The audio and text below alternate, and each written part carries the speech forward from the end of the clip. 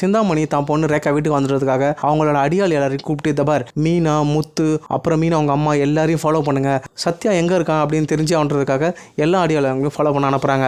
சத்யா அவங்க அம்மா அடியாளுங்களாம் அவர்த்த பார்த்து பயந்துட்டு மீனா எல்லாரும் என்ன ஃபாலோ பண்ணுறாங்க, பயமா இருக்கு, என்ன நடக்கும் அப்படின்னு தெரியல அப்படின்ட்டு ஃபோன் பண்ணி சொல்கிறாங்க மீனாக்கு. உடனே மீனா போயிட்டு பார்வதி கிட்ட போய் ஹெல்ப் கேட்குறாங்க. ஆனால் பார்வதியும் இல்லை மீனா என்னால் ஹெல்ப் பண்ண முடியாது, அந்த சிந்தாமணின்றது பயங்கர ரவுடி பொம்பளை, என்னாலையும் ஹெல்ப் பண்ண முடியாது, நானும் தனியாக தான் இருக்கேன், இப்போ உங்கள் அம்மா வந்துட்டாங்கன்னா ஏதாவது ஆபத்துல நான் எப்படி காப்பாற்ற முடியும், சாரி மீனா என்னை மன்னிச்சிரு மீனா அப்படின்னு சொல்லிட்டு பார்வதியும் சொல்லிடுறாங்க. 2 நாளாக எல்லாரையும் ஃபாலோ பண்ணி எந்த ஒரு க்ளூ கிடைக்கல அப்படின்னு சொல்லிட்டு சிந்தாமணி யோசிச்சிட்டே இருக்காங்க. சரி இந்த ரோகிணி ஒருத்தர் சுற்றிட்டு இருக்காளே அவகிட்ட ஏதாவது கேட்டு பார்ப்போம், அவளுக்கு ஏதாவது தெரிஞ்சிருக்கா அப்படின்னு சொல்லிட்டு சிந்தாமணி ரோகிணிக்கு ஃபோன் பண்ணுறாங்க. ரோகிணி இந்த மாதிரி சத்யாவை என் பொண்ணை கடத்திட்டு போயிட்டான், அது ஏதாவது உனக்கு தெரியுமா அப்படின்னு கேட்குறாங்க. உடனே ரோகிணி சொல்கிறாங்க அந்த மாதிரி எனக்கு எதுவும் தெரியலையே ஆண்டி, சரி நான் வேணா மனோஜ் கிட்ட இதை பற்றி கேட்டு பார்க்குறேன், கண்டிப்பாக மனோஜ் கண்டிப்பாக வளரிடுவான் அப்படின்னு சொல்லிட்டு மனோஜுக்கு ரோகிணி போயிட்டு ஃபோன் பண்ணி கேட்குறாங்க. என்ன மனோஜ் மீனாவோட தம்பி சத்யா ஏதோ ஒரு பொண்ணு கடத்திட்டு போயிட்டானாமே, பெரிய விஷயமா பேசிகிட்டு இருக்காங்களே அப்படின்றாங்க. உடனே மனோஜ் சொல்கிறாரு ஆமாம் பெரிய விஷயமா தான் ஆயிடுச்சு, அந்த சிந்தாமணி கூட எங்கள் வீட்டில் மிரட்டிட்டு போயிட்டு இருந்தது, ஆனால் எங்கள் அம்மா சொல்லிட்டாங்க இந்த பிரச்சனைலாம் இங்கே கூட்டு வராத அப்படின்ட்டு, ஆனால் இந்த முத்து பாட்டி வீட்டில் தான் இந்த சத்யாவையும் ரேகாவும் வச்சுருக்கிறான் அப்படின்னு எனக்கு தெரியுது அப்படின்ற மாதிரி சொல்லிடுறாரு மனோஜ் ரோகிணி கிட்ட. உடனே ரோகிணி கேட்குறாங்க அது எப்படி மனோஜ் சொல்கிறேன் அப்படின்னா, உடனே மனோஜ் சொல்கிறேன் இந்த முத்துவும் மீனாவும் அடிக்கடி பாட்டிக்கு ஃபோன் பண்ணி பேசிகிட்டு இருக்காங்க, கண்டிப்பாக சத்யாவும் ரேகாவும் பாட்டி வீட்டில் தான் வச்சுருக்கணும் அப்படின்ற மாதிரி சொல்லிடுறாரு மனோஜ். உடனே எல்லா விஷயத்தையும் தெரிஞ்சுக்கிட்ட ரோகிணி அப்படி சிந்தாமணிகிட்ட போட்டு கொடுத்துட்றாங்க. ஓஹோ அப்போ அங்கே தான் வச்சுக்கிட்டு இங்கே நம்மளை சுத்த விட்டுருக்காங்களா அப்படின்னு சொல்லிட்டு சிந்தாமணி அடியாளங்களோட பாட்டி வீட்டுக்கு போயிட்டு சத்யா அடித்து ரேகாவை கூப்பிட்டுக்கிட்டு அப்படியே சத்யாவையும் கார்லேயே ஏற்றிக்கிட்டு கட்டி போட்டுடுறாங்க ஒரு குடோனில் கூப்பிட்டு போயிட்டு.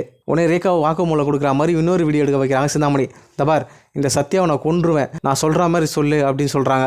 என்னென்னு பார்த்தீங்கன்னா என்னை முத்துவும் சத்யாவும் தான் கடத்தினாங்க, ஆனால் எனக்கு எந்த விருப்பமும் கிடையாது, என்னை இந்த மாதிரி மிரட்டி தான் அவங்க கடத்தினாங்க, இப்போ நான் அவங்ககிட்ட தப்பிச்சு வந்துட்டேன், எனக்கு முத்து கிட்ட இருந்தும் சத்யா கிட்ட இருந்தும் ஆபத்து இருக்குது அப்படின்ற மாதிரி வீடியோ சொல்லி எடுத்துடுறாங்க சிந்தாமணி. அப்புறம் பாட்டி முத்துக்கிட்ட ஃபோன் பண்ணி சொல்கிறாங்க முத்து நடக்கக்கூடாது நடந்துச்சு, இந்த சிந்தாமணி அடியாளுங்களோட சத்யாவையும் ரேகாவை அடித்து கூப்பிட்டு போயிட்டாங்க, நான் என்ன பண்ணுறது எனக்கு ஒன்றும் தெரியல, அதான் உனக்கு சொல்லலாம்னு சொல்லிட்டு ஃபோன் பண்ணி சொல்கிறேன்னு சொல்லிட்டு பாட்டி முத்துக்கிட்ட சொல்கிறாங்க. உடனே முத்து சிந்தாமணிகிட்ட போய் கோவமாக கேட்குறாரு. சிந்தாமணி எனக்கு நல்லா தெரியும், நீ தான் சத்யாவும் ரேகாவை அடிச்சு கூட்டு வந்திருக்க, எங்கே சத்யா எங்கே ரேகா எங்கே அப்படின்னு கேட்குறாரு. உடனே சிந்தாமணி சொல்கிறாங்க நாங்களே எங்கள் பொண்ணை காணோம் சொல்லிட்டு தேடிட்டு இருக்கோம், இப்போ எங்ககிட்ட சத்யா எங்கே ரேகா எங்கன்னு கேட்டால் எங்களுக்கு எப்படி தெரியும் அப்படின்னு சொல்லிட்டு சிந்தாமணி அப்படின்னு நடிக்கிறாங்க.